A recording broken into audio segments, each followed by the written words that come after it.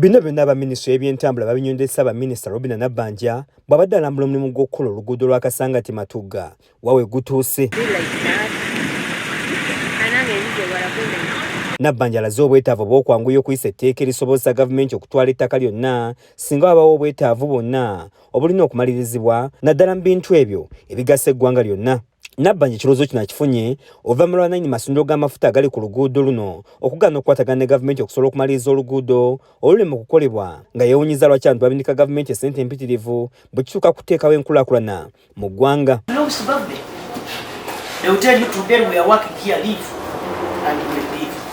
Our president was a human being, but we have failed our projects because we are abusing that human right.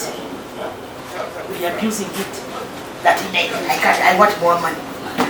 More money than your government have it.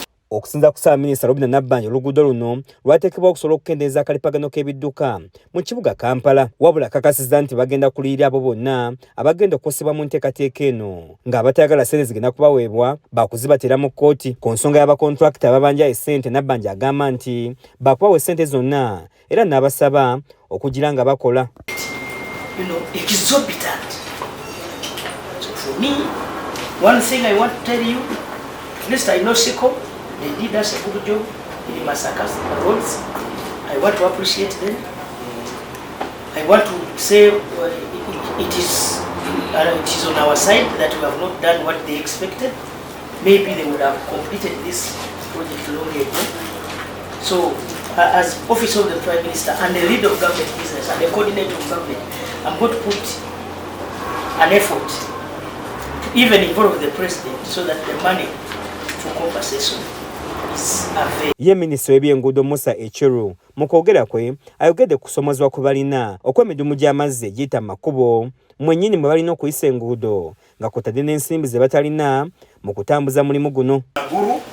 On where the interchange is supposed to be, and therefore the interchange cannot now be implemented because there's a big water pipe sitting under it. So the only way is to relocate, and relocating means money.